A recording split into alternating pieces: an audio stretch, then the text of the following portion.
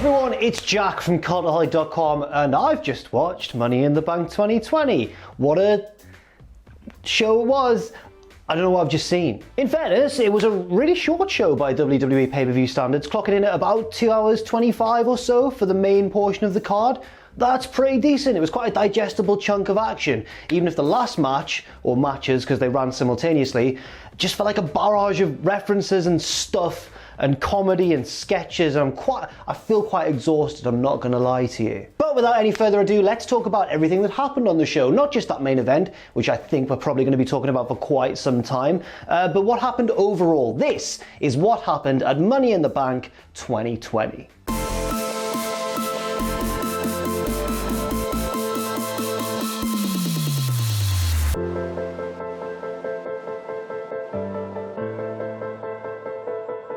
Let's give a brief mention to the one and only pre-show match, which was Jeff Hardy versus Cesaro. This match was longer than I expected. It probably went about 15 minutes, to be honest, but it had an expected result. I think that with the whole storyline building towards this feud between Jeff Hardy and Sheamus, and this being Jeff Hardy's first match since his return after a brief time away, there was never really any doubt that Jeff was going to pick up the win. Cesaro dominated for the most part, but obviously Jeff Hardy got his big fiery babyface comeback and picked up the win after hitting the Twist of Fate, yes, it's called that again, and the Swanton Bomb. It was never called anything different, don't think about it, it was always the Twist of Fate. The main portion of the show starts off with the SmackDown Tag Team Championship match with the New Day taking on the Forgotten Sons, the Lucha House Party, and the former champions Miz and Morrison. Did anyone else think during this match that Gran Metalik looked a little bit like Jushin Thunder Liger with his attire and his hair flowing out the back of his mask, or was that just me? Anyway, he was an early highlight of this match, taking people out with some lovely high-flying offense, and then hitting a nice Spanish fly on Morrison to the outside of the ring onto a big crowd of opponents. All of the tag teams have little moments to shine in this match, little periods where they are on top of the action. The Forgotten Sons obviously get a little help from their guy on the outside, Jackson Riker, and that's when they take control, but it doesn't last for very long until John Morrison manages to isolate Big E, hit Starship Pain, but only pick up a near fall. Now it's the Lucha House Party's turn to take control, with both guys flying around, taking people out with lovely, exciting, high-flying moves. They were really a highlight of this match, in my very biased opinion, because I love Lince Dorado, Lince for life, but they did do really well here, I think, and if you watch the match, hopefully, you will agree with me. They almost also get a pinfall on Big E, but again, another one of the teams slides in and breaks it up, and the story here is really about the New Day clinging on and really getting a bit lucky sometimes amidst all the chaos. Jackson Riker gets involved one too many times and the referee ejects him from the arena. Then the Lucha House Party take everyone out with big tandem dives to the outside, and the New Day are able to take advantage, isolating two of their opponents in the ring. Kofi hits Trouble in Paradise on Lince, Big E hits the big ending on Gran Metalik, and the champions retain their titles. This was a fun opening match in my opinion, fast-paced, lots of action, and I think probably the correct booking decision as well, with the New Day hanging onto their belts so soon after winning them once again.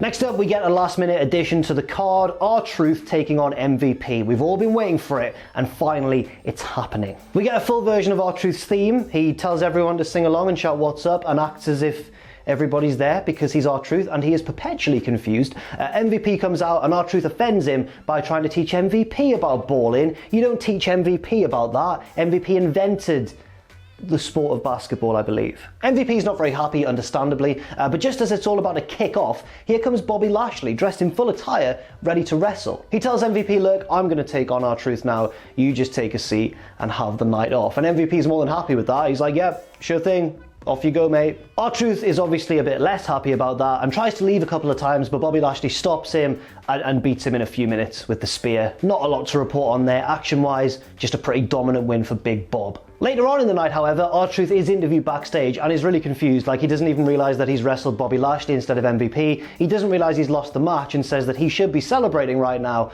but he's sad because there's no one to celebrate with. He's referring, of course, to the 24/7 title. And in a moment which arguably is the most important the 24/7 title has ever looked, R-Truth cuts quite a passionate promo to the camera, talking about how he's going to get that title back and he's going to sack Tom Brady in doing so. The joke, of course, being that it's not Tom Brady who has the belt, it's Rob Gronkowski. But they are teammates, so R-Truth was close for R-Truth. Now, passengers of the Tamina train get excited because we're about to talk about Tamina's attempt to win the SmackDown Women's Championship from Bayley, who is accompanied, of course, as always, by Sasha Banks. There's a lot of trash talk early on in this match. Not good trash talk, I wouldn't call it good, but it's certainly there. Bayley is kind of a coward in this match. She's running away from the larger and stronger Tamina, but at the same time, she's being sneaky. She's using little distraction techniques, and Sasha's obviously getting involved from the outside. Bayley's working the leg occasionally. She gets water from the commentary table and just throws it at Tamina, and that's Tamina's cue to fire up. And the Tamina train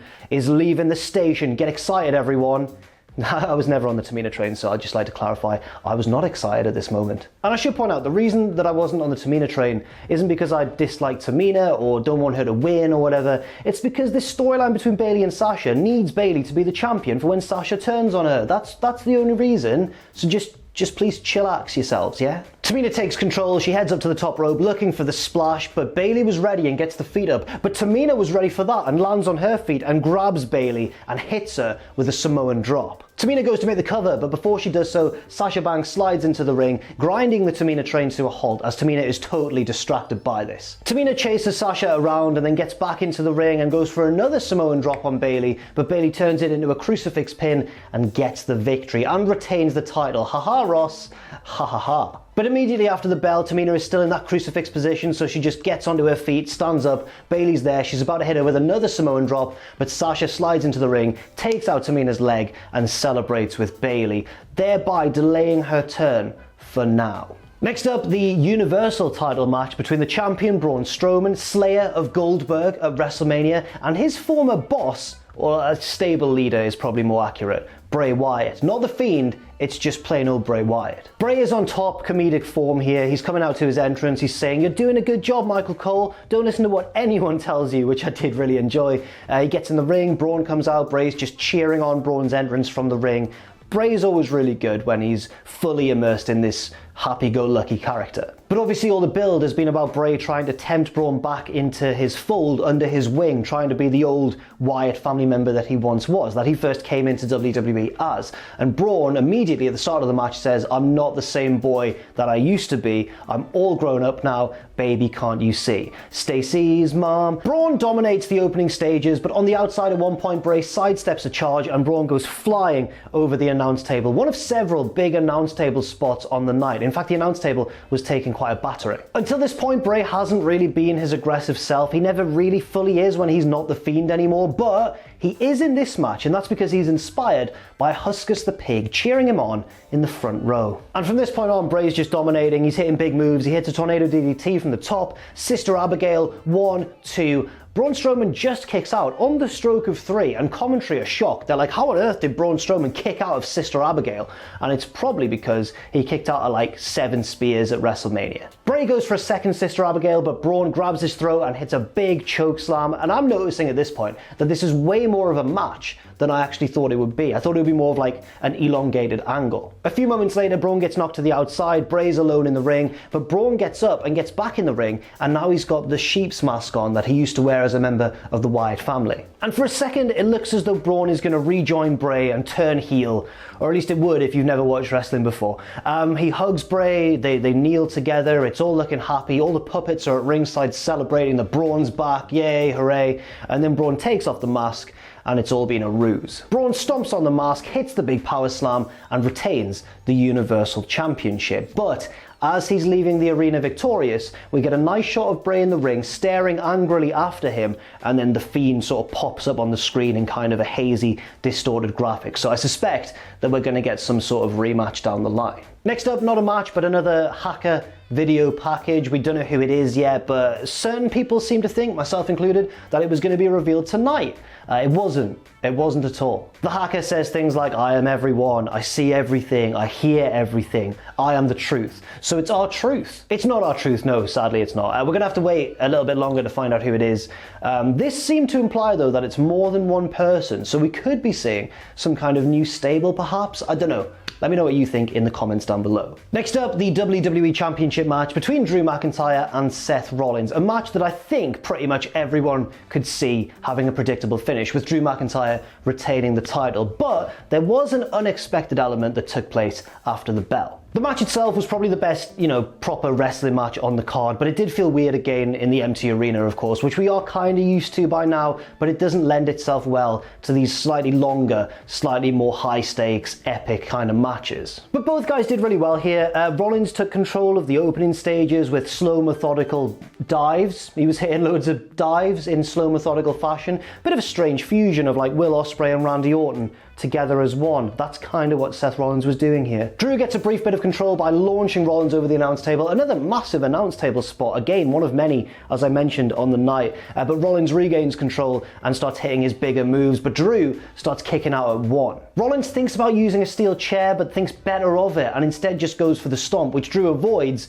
but then Rollins hits the stomp a little bit later, and Drew kicks out at two. I didn't know what to think of Rollins thinking about using the chair at the time, and events after the match would shed more of a light on this, but at the time I just thought, what a stupid idea, you'll get DQ'd if you use the chair. I think we were meant to look at it as more of a morality play, like a decision where Rollins decides to fight fair and not use the weapon, but it wouldn't have helped him anyway, so that one was a bit muddled in my opinion. It's not long before the finishing sequence, which is quite a nice one. Rollins goes for the stomp, Drew stands up and avoids it, hits a headbutt, Rollins rocks back but manages to come back with a super kick. Drew falls back this time, but then he comes back and nails a Claymore for the 1, 2, 3. After the match, Drew offers Rollins a handshake and says, "Shake my hand, show the world that you really are a leader." And Seth looks at the hand, and I'm thinking for all the world, like he's going to boot Drew in the balls and walk off. And instead, he does. He shakes his hand. This could be trying to achieve two things, maybe both of them combined, and I don't know if I agree with them. I think the first thing that it could be trying to achieve is that Drew is just so good and so popular that he's even won the respect of this dastardly figure in Seth Rollins. But the second thing as well is that this could be the beginnings of a face turn for Seth Rollins, and that's the part I really don't agree with, because first of all, it's not been that long really since Rollins turned heel, and secondly, I think everyone agrees he's so much better as a heel than he is as a good guy. I guess we'll have to wait and see where that goes, but yeah, if this leads to a Seth Rollins face turn, I think that's way too soon to be doing that, and maybe a bad decision overall. Maybe Seth should just be a heel forever now, because he's just so much better at playing that role. And now finally, time for the main event, or main events taking place simultaneously, both the men's and women's Money in the Bank ladder matches at Titan Towers. And this just had everything. I felt like I was undergoing a bit of sensory overload, like everything was happening at once. There was brawling, there was big spots, there was weapons, there was comedy, there was special guest appearances. I didn't know what was going on, but I'll try and run through it as well as I can. Everyone gets an entrance with a little bit of entrance music, which is weird. The women all turn up in the lobby, but they're looking around. They can't find Asuka. Where is she? Her music's playing. Then the camera pans up and she stood on the first floor balcony overlooking the lobby and jumps off onto everybody. Big start to the match from Asuka there. The men, of course, are in the gym, as per usual. Am I right, lads? They all begin brawling in the gym, using the equipment, throwing each other into like cycling machines and stuff, and we cut back to the women where Asuka rams the button for the elevator, or lift as we call it in the UK. She gets inside, the doors close, and she's got an immediate head start. The rest of the women are scrambling to catch up. They decide to take the stairs despite other elevators being available. Back in the gym, Baron Corbin throws a plate at somebody, they duck, and it smashes a mirror on the wall. Corbin looks really shocked and scared because, of course, that's 7 years bad luck. Would that come into play later on? Spoiler alert, yes, it absolutely would. Meanwhile, Otis traps AJ Styles beneath a barbell loaded with weights. He's stuck to the floor like this. He can't get out. He begs Rey Mysterio for help as all the men file out of the room. Rey looks at him and then declines, and AJ's just trapped there and he can't get out. I guess that's his role in the match finished, isn't it? No, it's not. This is the man who escaped from being buried alive at WrestleMania, remember, with no need for an explanation. AJ Styles is kind of like the Deadpool of wrestling, I've learned, where he doesn't need to abide by the usual rules and logic that govern the rest of the superstars. The men all rush past a bathroom, but Rey stops and gets distracted by something inside, and it's Brother Love, which is unexpected, I guess. He tells Rey that he loves him. Rey's like, "I love you too," I think that's what he said, and then continues to run away. That's the first of quite a few guest appearances we'd get, and you know what, on balance, probably one of the stronger ones as well. We cut back to Asuka now, who gets out of the elevator. It didn't take her all the way to the roof. She's still inside the building somewhere. A few of the men come out on the same floor. They've been brawling in the elevator. Asuka just sort of sneaks away, avoiding any of the other women in the match because she doesn't want to get caught. It makes sense. Meanwhile, the men are being watched over by Doink the Clown, who doesn't look like any incarnation of Doink I can recall seeing, but I might be misremembering. I might be forgetting someone. He didn't look right. Something looked weird about Doink, I've got to be honest. Some of the women are brawling in a conference room. Dana wins the brawl. She gets on the table and pulls down a glass Money in the Bank briefcase from the ceiling and thinks that she's won. Dana Brooke is R-Truth. Dana is corrected by Stephanie McMahon. She's in the room, or not really, she's probably recording this from home, but she stood in front of a similar wall, which is good enough, and she says, "No, Dana, this is the Money in the Bank conference room. That's not the real briefcase." And Stephanie's dialogue here sounds exactly like it would sound in an old SmackDown game's career mode. It's weird. Listen to it again, it's uncanny. Carmella then takes advantage of Dana being distracted by smashing her own a framed photo of herself winning the first ever women's Money in the Bank briefcase over Dana, and then turns, and it seems like Carmella's going to be off in hot pursuit of Asuka, but she gets knocked out by a big women's right from Lacey Evans. We cut back to the men now, and AJ Styles has somehow escaped from that barbell situation in the gym. No explanation given, but I guess we weren't really going to expect that by this point, were we? AJ's now looking for Ray for revenge because Ray never freed him from the barbell when he had the chance, but AJ wastes a bit of time. Does he not realise this is like a race to the roof? He talks trash to a photo of Ray on the wall. AJ then stumbles across an Undertaker-themed room just there in the middle of Titan Towers, as you do. It's got purple lighting inside, it's got a casket in there. AJ doesn't want any part of that, but Aleister Black shuts him in and I think locks the door. It's implied that AJ can't get out. Now, most of the men and women in both matches meet up in kind of a buffet room, and they all come face to face in sort of a Scooby-Doo situation where they all screech to a halt and look at each other, and Paul Heyman's there just tucking into the spread, and it does look delicious. Otis can't contain himself around all this food and just yells "food fight," and obviously food just starts getting flung around. It looks like great fun, to be honest, until Shayna Baszler chokes out Rey Mysterio, despite them not even being in the same match. Ruthless from Shayna. What a heel. I should point out as well that when Otis shouts "food fight," he just leathers a plate of food into Paul Heyman's face, and it's wonderful. The food fight ends, however, with Nia Jax powerbombing Carmella through the buffet table. Otis wins the men's portion of the food fight. Him and Nia share like almost a moment of respect and then walk off in opposite directions. Otis ends up in the canteen where he is met by everyone's favourite John Laurinaitis. Otis isn't too happy and pie faces his second consecutive non-wrestling adversary in this match in a matter of seconds from Otis there. Really consistent stuff. You have to applaud that. He has a cherry pie and just ends John Laurinaitis' night with it. We go elsewhere to Vince McMahon's office where AJ Styles and Daniel Bryan are brawling. By the way, AJ Styles got out of that Undertaker room. He was locked in. No explanation given once again. I'm just going to stop expecting that by this point. But Vince is in the office and he's furious that they could be brawling in there despite, a match going on where the very concept is that it's taking place all around Titan Towers. But no, Vince hasn't read the memo, even though he probably booked it, and he yells at them to get out. And Bryan and AJ are very modern WWE superstars because unlike someone like Steve Austin, they really don't stand up to Vince at all, which is the way we like things in 2020, isn't it?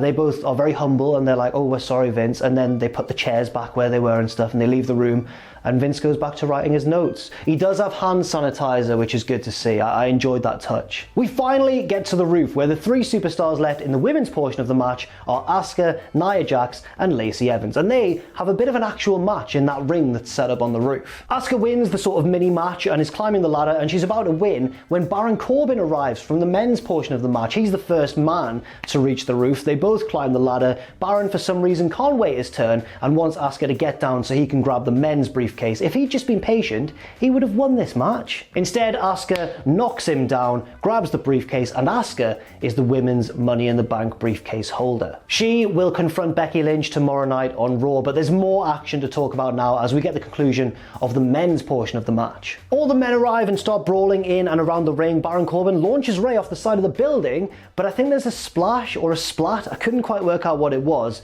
but it came too quickly after the throw for Ray to have fallen all the way off the building. It sounded like it was a level down and he might have been thrown into a pool, maybe just onto some concrete, I don't know, but there was a sound that happened. Corbin does the same to Aleister Black, who was my pick, but that's fine, never mind. And we're down to a few people left. Corbin, Daniel Bryan, AJ Styles, and Otis. The remaining guys all have a bit of a brawl, which AJ Styles wins, nailing Otis with a phenomenal forearm, and he's the last man standing in the ring. But no, he's not, because here comes Baron Corbin. They both climb the ladder, they both unhook the briefcase, they're fighting over it, and here comes Elias out of nowhere, still feuding with Baron Corbin apparently, and shatters a guitar over Corbin's back.